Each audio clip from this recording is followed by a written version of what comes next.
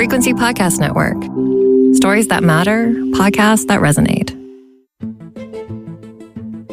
A record 2 million Canadian citizens exercised their democratic right. Got a ballot, filled it out, and put it up for count, all more than a week in advance ahead of the 45th federal election day. Now extend that by another few days, and Elections Canada says about 7.3 million people took to the ballot box over the advanced voting period this year. Now that's a jump of 25% from the 2021 federal election advanced voting period, which only saw 5.8 million advanced voters. And when you zoom the lens out even more that year, with just over 17 million people voting overall, that puts this year's advanced voter turnout at almost half of the entire voter turnout of the last election. So now what? Can this patriotic momentum last us through till Election Day, and perhaps even for elections to come? Or was this just a short burst of democratic engagement, and has the low voter pendulum not budged at all? I'm Maria Kestane, and today on The Big Story, I'm talking to John Beebe, Director and founder of the Democratic Engagement Exchange for Toronto Metropolitan University, to break down the numbers today and the numbers to come. Thanks for talking with me today, John. So glad to be here. So Elections Canada is reporting about 7.3 million voters took to the polls for the advanced voting period for this general election. Now, that's an increase of 25% from 2021, which saw 5.8 million advanced voters. And I mean, the numbers speak for themselves. A jump of 25% is quite substantive. But what are you making of this year's advanced voter turnout? Well, clearly there's a lot of enthusiasm for this election. Whether that translates into a substantial increase in voter turnout, sort of yet to be seen. In recent elections, many more people are taking advantage of advanced voting to turn out. So, I don't want to overstate it, but, we saw a lot of enthusiastic voters, people waiting on lines to vote over the weekend. And I'm hopeful that means that we'll see a much higher turnout next week. What do you make of those who head to the polls in advance? Are they democratically more engaged? Do they care more? Or are they just trying to get it out of the way? Is it more of a thing of convenience? Well, we're very fortunate in Canada. Voting is actually pretty convenient for everybody. In many ways, what we saw on Friday, where, there were reports of longer lines that people were waiting on, they were, it was a holiday, people were willing to be with their neighbors and their friends waiting online, but it wasn't as convenient for them in some ways. So that's a good sign that people were willing to stick it out and vote. But what we're seeing in recent elections, like in BC just last fall, we saw that almost half of voters turned out early to vote.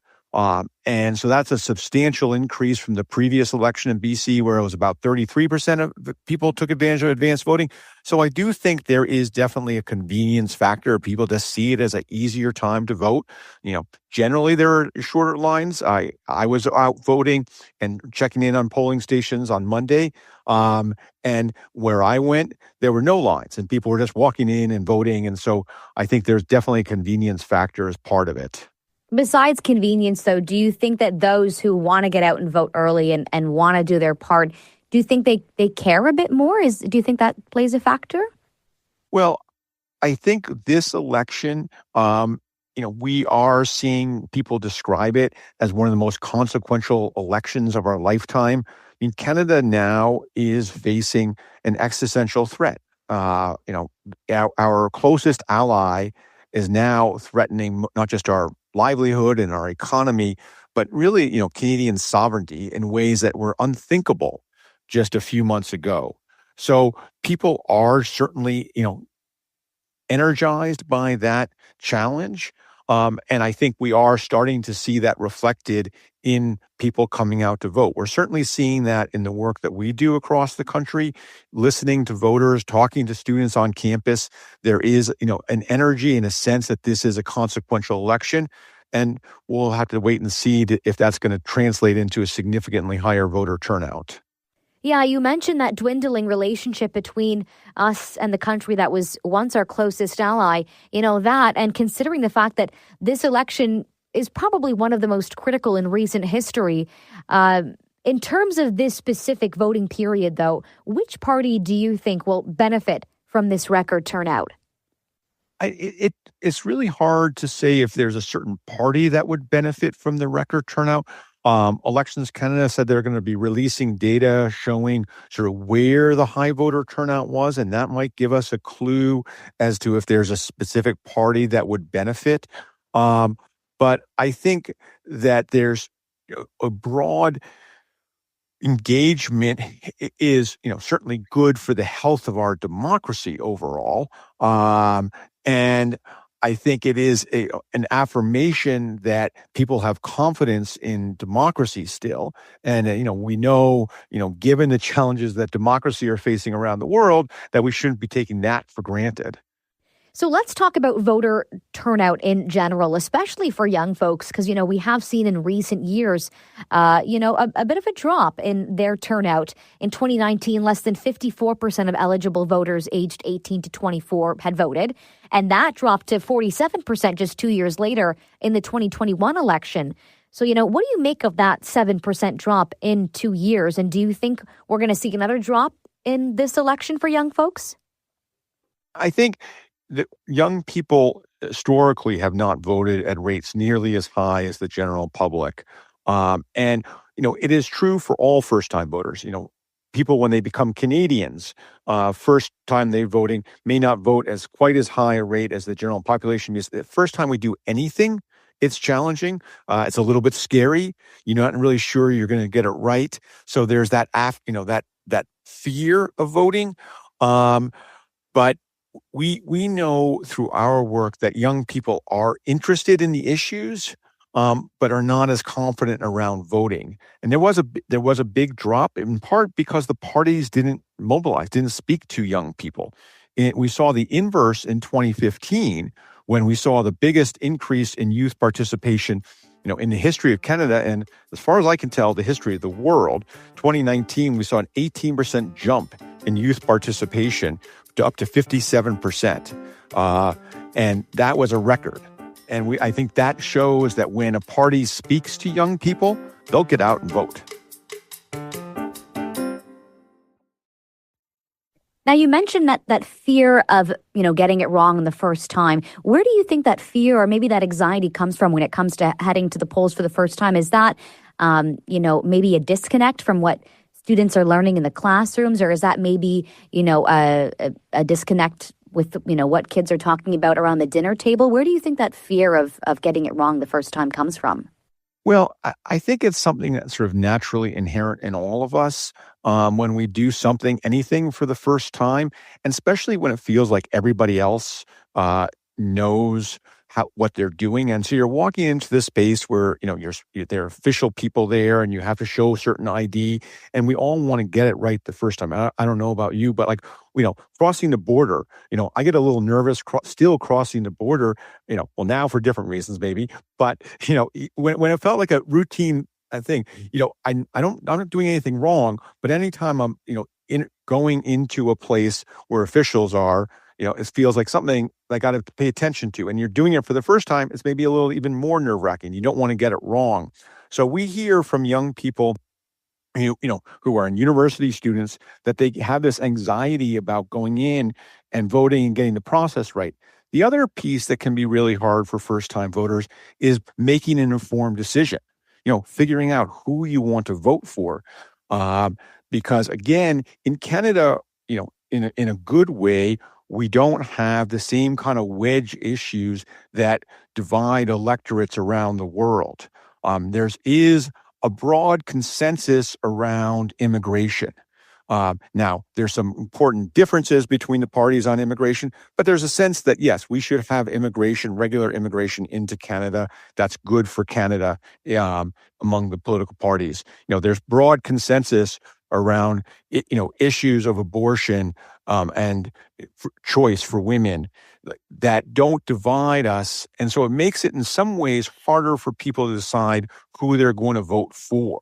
And then we also have, 2 or 3, depending on how you line up, political parties on the left that have very similar sort of values and structures. There's some important differences between, the Liberals and the NDP and the Greens, but there are some shared values there that, again, can make it hard for people to decide which party they want to support. I think it's funny you mentioned that anxiety surrounding, getting it right the first time and how that could deter someone from heading to the polls. I think that's funny because, this current political climate that Canada is in, yes, it's almost like an emergency protection mode with tariffs and sovereignty threats in the loop. But, for the set of voters that just turned 18 or for those who just got Canadian citizenship, this is almost, I want to say, an exhilarating first-time experience for voting. It could potentially swing the voter turnout pendulum the other way just because of the gravity and the momentum that we're seeing. Do you think this moment of patriotism could turn into something more sustainable in the long run when it comes to voter turnout? Yeah, I certainly hope so. I mean, I do see this as an elbows up moment for Canada and for Canadians broadly, and one way for Canadians to put their elbows up is to vote. I mean, it's something we all can do. It's a way of showing that we're endorsing, our democracy, that we're endorsing, Canada, and the idea of our sovereignty, that we're not going to be bullied by anyone or any other country. So I hope that is something that mobilizes people now. And then we also know there's lots of evidence that once people vote and realize, A, how easy it is, and B, it feels good, it feels sort of affirming, that people keep voting. So if you get people voting at a young age, they'll voters for life. So that's the, very good news. So it's more of a pattern. If you kind of like get into that habit of voting right from the get-go, it's something that will be sustained. You're saying. Yeah, exactly. I also think we can't not talk about how this year's advanced voting period began on a holiday and it lasted through a weekend. And it's interesting because you brought this up in the beginning as perhaps an inconvenience for voters or for those who, were thinking about voting, it being on a holiday. They want to spend time with family or observe the religious holiday. Voting starting on that day might have been a deterrent. But what I was reading online, some people were actually appreciative that advanced voting started on that holiday because it gave them that extra day to get out and vote. They didn't have to arrange childcare. They didn't have to book time off work. It was more of a help to them, which kind of speaks to just the accessibility factor, I think, when it comes to voting. When the process of heading to the polls is one without interference, how does that play into turnout? Yeah, I mean, clearly, it can go both ways. I mean, depending on, if you're somebody who's observant and, going to church or going to synagogue or mosque on a religious holiday, there's been challenges in the past where advanced voting or other has fallen during periods of religious observation, and that has been a barrier for some people. But I think in this case, for many people, as you noted, saw this as like an enabler. This is great. Like this makes it more convenient. I'm a big fan. I would love to see, Election Day be a national holiday, and this make it, a party and a celebration of ourselves and our values and our communities. That would be, I think, a really important step to, encouraging people to vote. I think in terms of convenience, election voting is still really quite convenient for people, even if it doesn't fall on a holiday. Advanced voting always does fall on a weekend for the federal, at least for the federal elections. So, it can be pretty convenient for folks, and there's mail-in ballots. There's lots of different ways to vote. But I do think having a holiday for elections would be awesome. So, John, what can advanced polling numbers show or predict about Election Day turnout? Can we expect to see this kind of momentum on April 28th? I think we can hope to see these kinds of momentum on Election Day. I would just caution about being reading too much into it, because again, we've seen these trends where people see advanced voting as just a great convenient opportunity. And so in every single election, we've seen more and more people take advantage of it. So we're not surprised to see voter turnout increase for advanced voting. But a 25% increase, that's a significant increase. And I'm hoping that points to a significant increase in voter turnout for the election. I would just say there's a lot of headwinds out there. There's a lot of reasons, we've seen in recent elections, voter turnout has been down, in the Ontario provincial election, in municipal elections across the country, voter turnout has been down significantly, record low voter turnout. So, those factors, like a toxic political environment and, the fraying of our social fabric, those factors are still there. But like to see that this election galvanizes people in a way that turns that around. And wouldn't it be great if we had higher voter turnout than the Americans, in their recent presidential elections that really, they had high voter turnout, but that was because, politics of division and hate and, that mobilized people. I know I'm seeing that same thing here, and it'll be great to have a high voter turnout on Monday. All right, John Beebe, director and founder of the Democratic Engagement Exchange for Toronto Metropolitan University. Thank you for talking with me today, John. Thank you so much. That was The Big Story. You can send us feedback on this episode or any other episode by emailing us at hello@thebigstorypodcast.ca or leave a voicemail at 416-935-5935. You can find us on the Seeker app or on all your favorite podcast players. Please rate, review, follow, and share. I'm Maria Kestane. Thanks for listening.